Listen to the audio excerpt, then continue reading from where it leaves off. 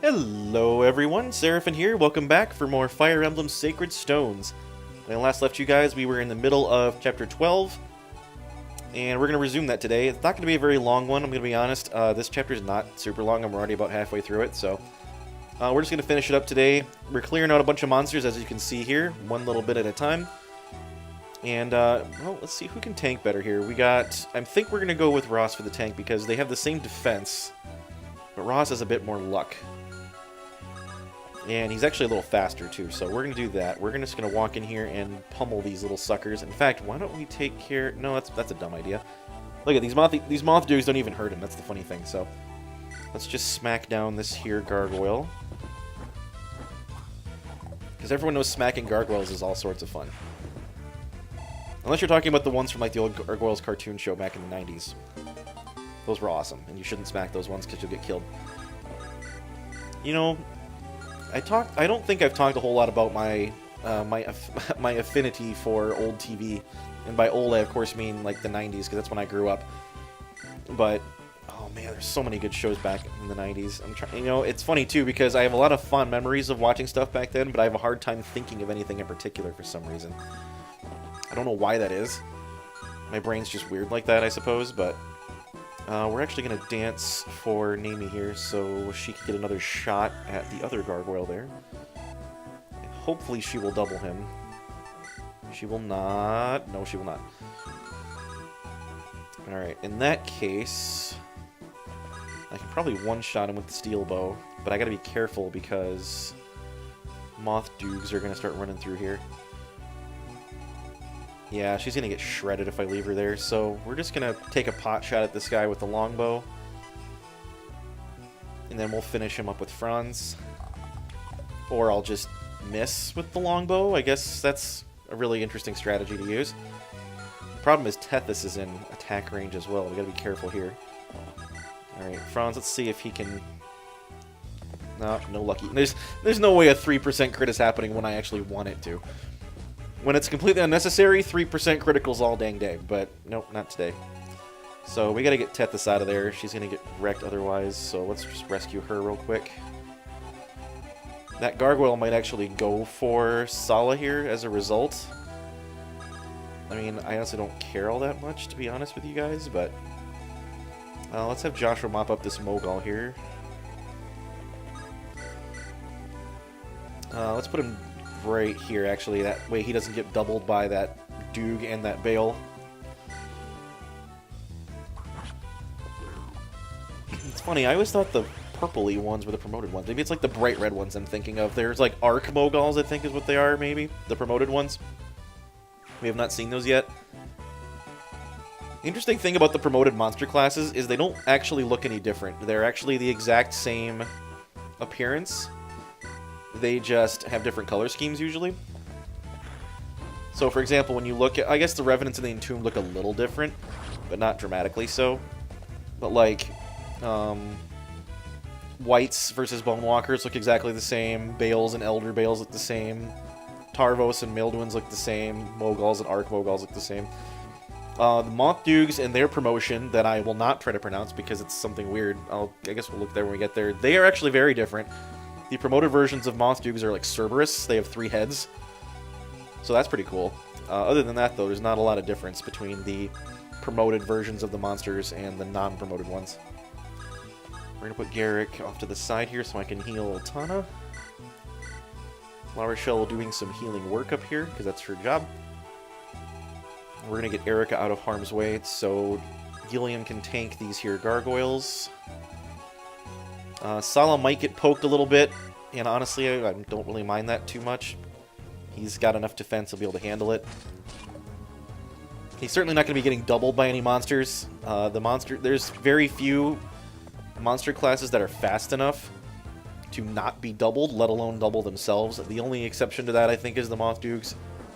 Gargoyles or Death Goyles, maybe, but certainly not right now. Not just yet at this stage. Maybe in the later stages, but... We're still pretty early. We're about halfway through the game right now, I think. Thereabouts. I think it's a good. Well, maybe a little more than halfway. I'm not sure, but like I said, I think there's about 21 or 22 chapters in this game. If you count that one side quest we did with Ephraim. So I guess in that case, yeah, we are definitely more than halfway through by now. Last chapter would have been the halfway point. And Ross would have one-shot that guy if he'd actually hit him, but you know what? It's neither here nor there. Moth Dude coming for Joshua. That's a dumb idea, because he's the only one that can potentially double you. And he does. And we're going to get a level up for Joshua. That puts him in the double digits finally. That's cool. Strength, I like it. Strength is good. Luck is also not bad. The irony of Joshua getting luck. His luck is allegedly terrible because of his background, but he doesn't have a very bad luck growth rate, really, in this game. So, if that was meant to be his defining trait, they kind of screwed that up a little bit. Oh, geez. Naomi's getting doubled by this gargoyle because her longbow apparently weighs her down quite a bit. I had not considered that. How fast is this guy? 8 is enough to double? How much does this longbow weigh? Oh, just enough.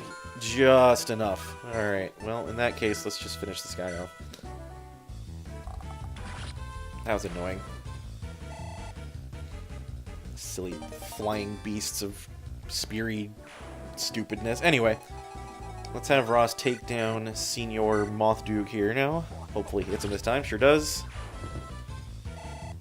Not quite a level up, but pretty darn close. And then Franz can finish off both of these. Well, let's finish off the Bale, because he's got a Poison Claw, and I don't want to get hit by that. Poison isn't all that threatening, honestly, if you think about it, but it's annoying, and it's something that I just don't want to have to deal with. We'll put Tethys down. And we can have Luke come over here and toast some Gargoyle with an unnecessary critical hit. Then she did 47 more damage than she needed to. But you know what? That's fine. More speed, more luck, more resistance. Hey, an HP. Nice. It's not something she gets all that often, so I'll take it. I suppose we can have Erica take this guy down. Lance Reaver's not quite going to cut it. Maybe if I give her a Javelin support from Tana here, that might do it. As long as Tana doesn't crit in the process. Which she does not. I did give Erica the Lance Reaver only because that doubles... Not only does it reverse triangle, but it doubles it, so it gives her a little extra punching power. As you can see here, the difference between being able to kill this guy and not being able to kill this guy. Well, she can do it now with the regular Iron Sword, so let's just do that, but... Her strength is still pathetically low, so if I ever get a chance to get another energy drop, she's definitely getting that. Or energy ring, rather. That's a level up. Maybe she'll get some right now. That'd be nice, wouldn't it? Nope, she gets nothing but HP, which is awful, so that's cool. Thankfully, even though Erica is force deployed because she's a main character, it's not like you have to use her all the time. If you're going to send a main character into battle, you're much better off sending Ephraim. He's just so much better in nearly every facet. There's very few things that Erica can do that Ephraim cannot. Very, very few things, in fact. So, let's see if we can one-shot this here Bale. That would be fantastic. Nope, not quite. I just realized how much damage that thing does. 17. Holy smokes, that's a lot. Well, I guess Garrett gets the kill because Joshua's just bad. Again, this is another reason why I don't like Swordmasters as much. They tend to have a lot lower strength than a lot of your other members of your team. And that's never been more evident with someone like Erica, who is basically a Swordmaster if you think about it. She has the same statistics, same traits as a Swordmaster, minus the extra critical hit rate, actually, so she's even worse than a Swordmaster. But at any rate, she has the same kind of stat spread, and you can see she's struggling to kill things, even with critical hit rate, because... There we go, look at that. Strength, speed, and defense on Franz. Nice. Nicely done, sir. Franz the Beast is back. Well, kind of. Better than he was, at any rate. So... this is just the issue I have with Swordmasters in general. They're fast, yeah, that's nice, but they can't reliably kill things, and that's kind of a problem for me. When I put a unit out in the front of the pack in range of everybody, I expect them to get some kills on some things. And especially when you double, if you double hit something and still don't kill them, like, there's an issue. You got a problem. You need to work on that. That being said, we'll give Joshua another try here. We're going to stick him in this forest and see if he can kill that Bale for us. That'd be fantastic if he could. I'm not going to hold my breath, but you never know. We will send Gilliam up. I liked having him in front for obvious reasons. Last episode I was talking about who I'm going to promote people into, and I guess I kind of got sidetracked and didn't finish that thought. So, we talked about I'm probably going to make Gilliam a Great Knight, unless I decide to make Franz one too, in which case we're going to go General. Garrick will be a hero. Joshua, if I stick with him, will be a Swordmaster. Tana's going to be a Wyvern Knight. Wyvern Knights are insanely good. The best of both worlds when it comes to Wyvern Lords and Falco Knights, except maybe for the resistance problem. But that's not really that big of an issue in my opinion, so...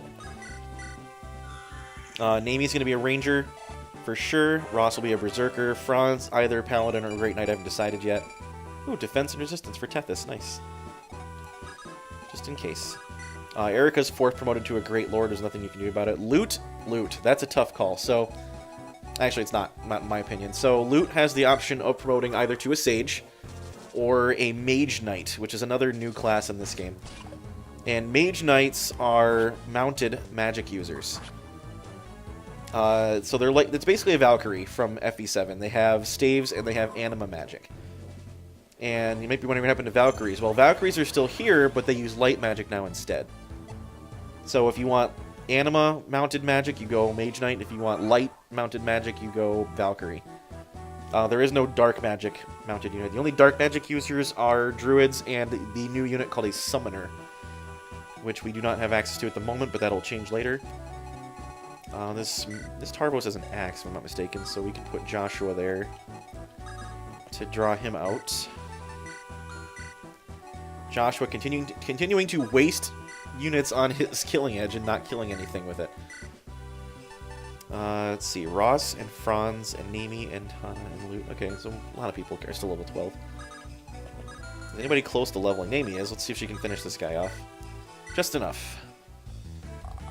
Her iron bow is actually about to break. I need to get her another one. Alright, Namie, give me some double digits. Wow. Alright, yeah, there we go. That's 3 10s. Okay, that's pretty good. She's actually she's on par to be just as good as Innes at this point if she keeps going. Which, you know what? I'm down with that. Innes is gonna have more con than her, but I mean, look at this. This is not bad at all for a level 13 archer. Not bad at all. A little more varied in the stat spread than somebody for, like, say, example, Rebecca, who only had speed and who only really had speed and skill going for her, and luck, I guess. But at the same time, she was a little more lopsided in terms of stat spread. Namie's all over the place. She has no real weakness in terms of stats, which I'm totally fine with. I'm one of those people that likes the whole concept of jack of all trades, master of none kind of deal. That is something that I tend to work toward when it comes to, like, for example, my character progression in, like, role-playing games, or something I just started playing Skyrim again. And that's something else I like to do. I like to do a little bit of everything. I don't like to be lacking in any one area. Like, I like to be able to do melee combat. I like to be able to cast spells. I like being able to sneak and use bows and arrows and all that fun stuff. Well, that's an example of a game where you literally can just do everything. Skyrim is so good. For those 2 people of you that have not played Skyrim, you need to get out there and do it. And you have no excuse because it's on every bloody platform. It's on previous generation consoles, it's on current generation consoles, it's on PC, it's on the bloody Nintendo Switch, for heaven's sake. Like, you have no excuse. Go out and play Skyrim. Seriously, it's great. Anyway. So, that's my 2 cents on the whole matter. I like balanced stats, but I also like people that are really good at a couple of different things, even if it means they're deficient in other places. So I guess there's really not a bad character build, in my opinion, unless you're Joshua here, who's just failing to kill everything. I guess Tarvos are a little bulky, but at the same time, he shouldn't be having issues killing things like this. More Moguls, no big deal. There's only 9 guys left. We're getting toward the end here, so... Alright, Joshua, I'm going to give you a little bit more of an opportunity here to show yourself. Or to prove yourself, rather. I will say Tarvos have a really cool attack animation. I think they're just Centaur deal here, which I'm totally cool with. Centaurs are awesome. That guy's got to move through forest, so he's not going to get around as quickly. We've got bone walkers up here. I don't think this boss moves.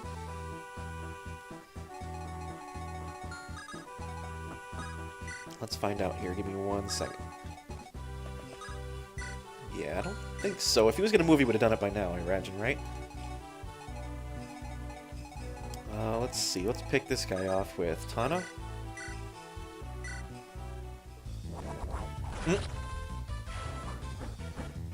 Alright, I'll take it. She's just showing off now. 12 strength on a Pegasus Knight. Great. I like it. Is it Florina tier? No, but considering how ridiculous she turned out, I don't expect anybody to be able to match that. That would be unrealistic of me. Let's get some more healing for La Rochelle here, because that's what she does.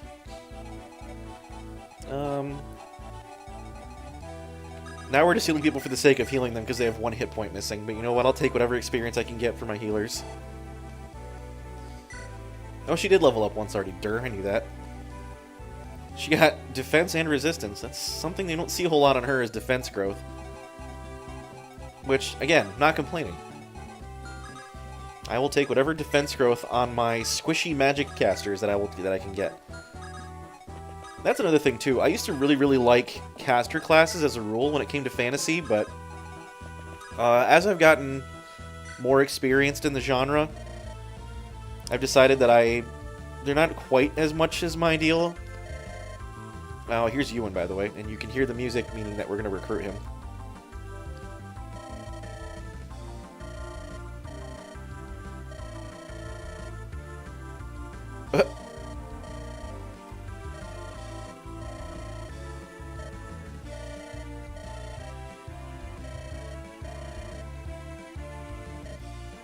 Boy.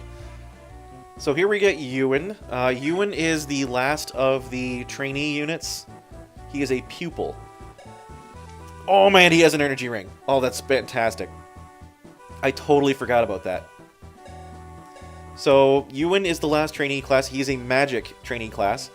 He uses anima magic. And he can end up becoming either a mage or a shaman. So a regular mage or effectively a dark mage. Ewan is okay. If I'm being totally honest, loot kind of outclasses him in most respects. Certainly in terms of magic, and probably speed as well. Ewan is quite fast and quite magically potent, as you can see here, but unfortunately he comes with 0 defense. And also, unfortunately, that's not likely to go up very much. Thankfully, he's okay. I don't dislike Ewan, but unfortunately he's come so late into the game now. There's not really a whole lot of point in me putting effort into him. So, regrettably, Ewan is going to remain a pupil for this playthrough.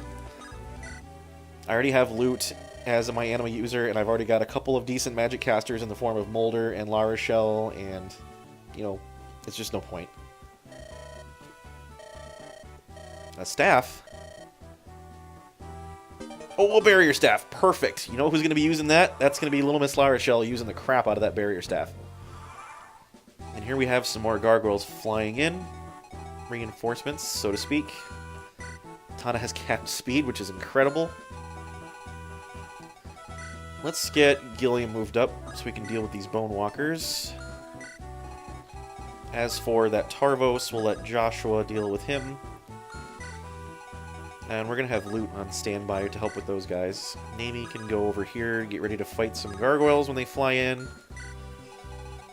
We're going to need to get Ewan the heck out of dodge. I don't want him getting shredded by gargoyles. And even though we're not using him, I don't want him to die necessarily. Let's top off Mr. Franz here real quick.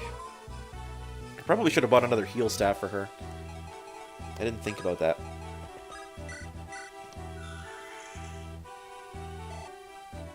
That's alright. Alright, so I'm going to actually run down here and grab that barrier staff, which she can't use yet, actually. I just realized she doesn't have a high enough skill rank. So that'll change soon, thankfully, but I think she needs C rank with staves to use that. Yeah, she'll be there before too long. And we're going to keep all of our other people spread out a little bit while we draw in these gargoyles. Now I gotta decide who I'm gonna give that energy ring to. If I'm being totally honest, it's probably gonna go to Erica. Only because I need to keep her viable for a lot of the game, so... I don't really think anybody else has a lot of strength issues. Maybe Joshua, I guess, but again, I'm not even sure if I'm gonna be keeping him around long-term anyway, so... We'll see. It's more than likely gonna go to Erica, but... Okie doke. I just realized, do these guys have anything to steal? I didn't think about that. No, it doesn't look like it. Okie doke. Let's see.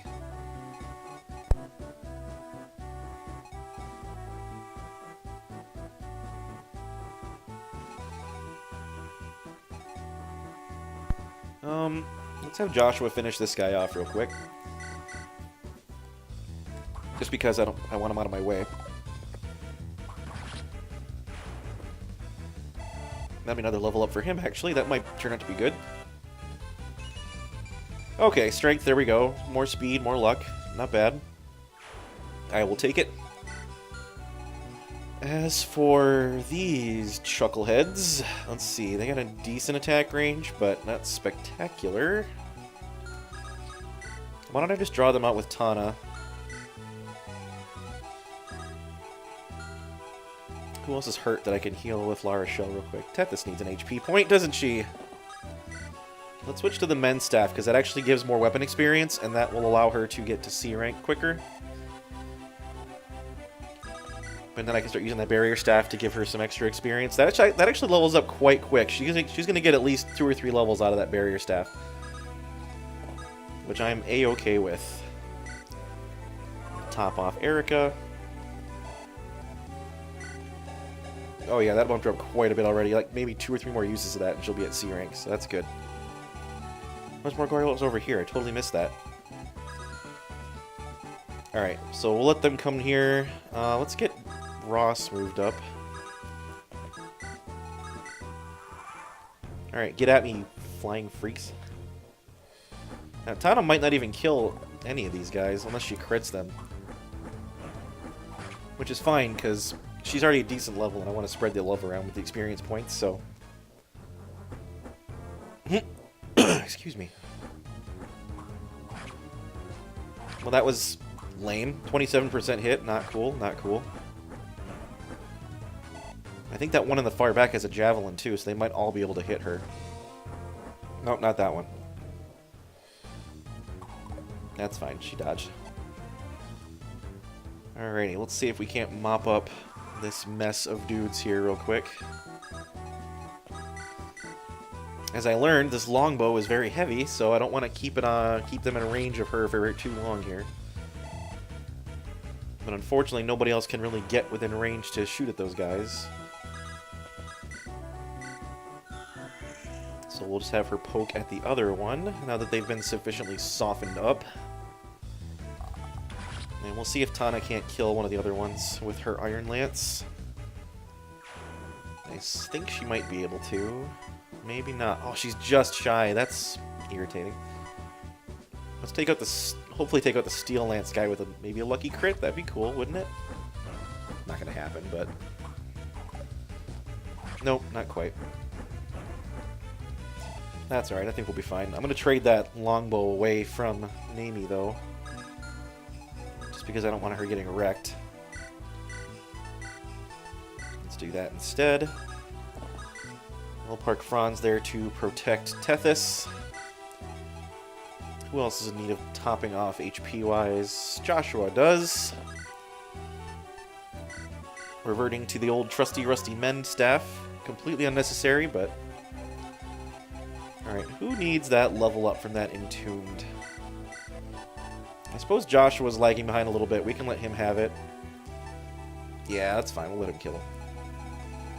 And he can move into the forest, so we'll put Joshua here.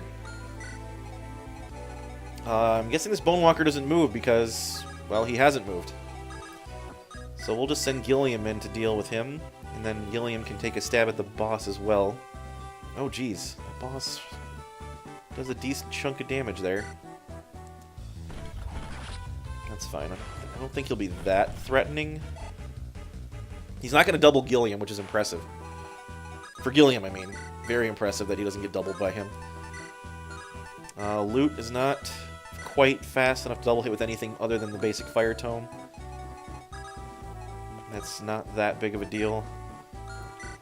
Let's put Garrick somewhere, like right there, for example, so that he doesn't, or Loot does not get wrecked anyway. I'm gonna park her down here, actually. That's better. I'll put Sala up here and Ewan back here. Look at all my little string of spellcasters. Aren't they wonderful? They're probably both going to gang up on Naomi here, but she can take hits from both of them and be fine. Assuming she even gets hit. Oh yeah, here we go. Gilliam will take out these gargoyles too. Gilliam laughs at your steel lance, and then proceeds to double you with his own, as is tradition. I might even let Gilliam have the boss skill, if I'm being totally honest. Just getting him to a promoted level would be... Oh, jeez. I forgot that guy had a javelin. Then you see we get this really interesting purple and gold color scheme on the Maelduin here, with red hair even. It's pretty intimidating. Alright, so we'll have Naomi finish off that guy. Silly flying freaks. Sorry if you're, like, pro-gargoyle. I'm not the world's biggest fan of them, so... let's get Franz out of there. We'll have Ross finish this one off, simply because he's about to level up anyway, so...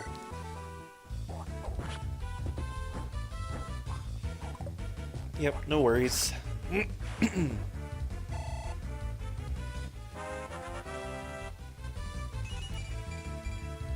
Strength and skill, I'll take it. I would have preferred a little more speed, but again, it's not that big of a deal, I suppose. Alright, let's let Joshua go to town in the sky. Maybe crit him? That'd be cool. There we go. About bloody time he finally got a critical hit. That'll put Joshua to level 12. More strength, I like it. There's hope for you yet, sir. And then we'll heal up Tethys real quick with La Rochelle. And then we can dance for La Rochelle, and she can go heal somebody else. Who do you need to heal? Gilliam could do with a heal, I think. I'll put him in this mountain range, or this forest rather. I think he'll be okay in there for a bit. Who else is hurt? Anybody? Ross could do with one, but I can't reach him. Oh, Tana needs healing. There we go. Perfect. And she'll level up next turn, which is great. Let's get the whole Fandamli in here, shall we? Actually, I don't want to have Loot in attack range, because she'll get shredded by that steel bow, so... We can have this finished up next turn, though. Ow. How dare you, sir? The fact that he's actually laying hurt on Gilliam is impressive, considering his defensive capabilities, but... This is going to do a decent dent. Oh, or never mind, he's just going to miss. Tell you what, Gilliam doing work over here. Absolutely doing work. And let's lay one more hit on this guy, just because I want to get Gilliam leveled up. And I won't have to necessarily kill him to do that. Oh, jeez. Well, it would have been cool. That being said, he's only got an axe right now, so he can't fire back, so I can just lay waste to him with Loot here real quick. Not quite, but... Oh, never mind, she'll crit. And I forgot to use La Rochelle first to heal people. Well, you win some, you lose some, I guess. Magic, luck, defense. Interesting. Loot's been getting a lot of defense. And we get the steel bow. I would have preferred the halberd. I probably should have let him switch weapons to get that, but what in the heck? This must be the Elder that we talked about.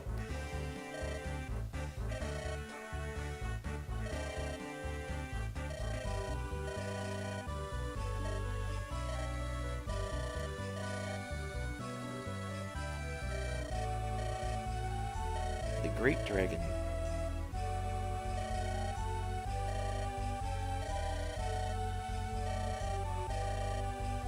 Use this rock moss. Delightful.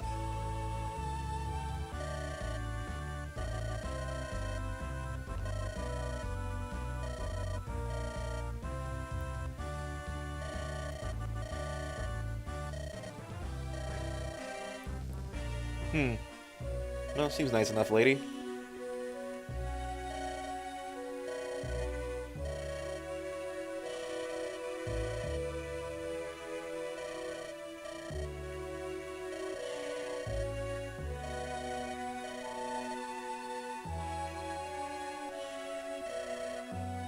Huh. Interesting.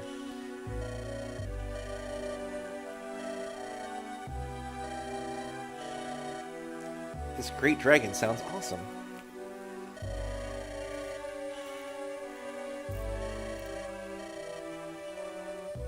So the bones of the Demon King are in Darkling Wood. That's where all the monsters are coming from.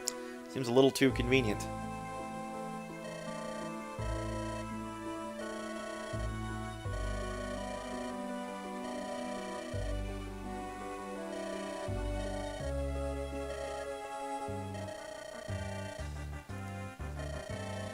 There's energy from the south that has fouled the air and darkened the sky. That sounds ominous.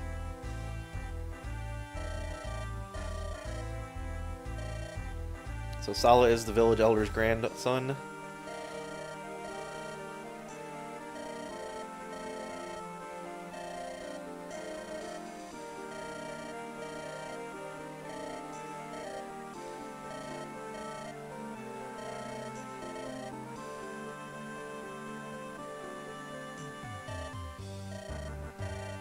Uh-oh, that ticked her off.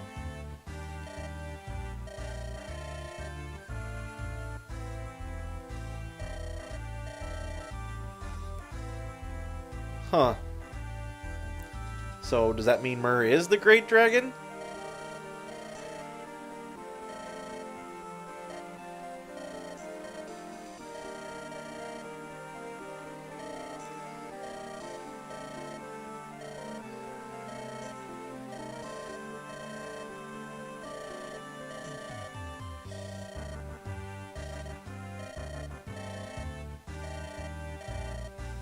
Well, we get Sala now, permanently. I mean, we weren't going to not have him, I guess. So now we learn that Myr is actually this great dragon of prophecy that saved the world from all these monsters ages ago.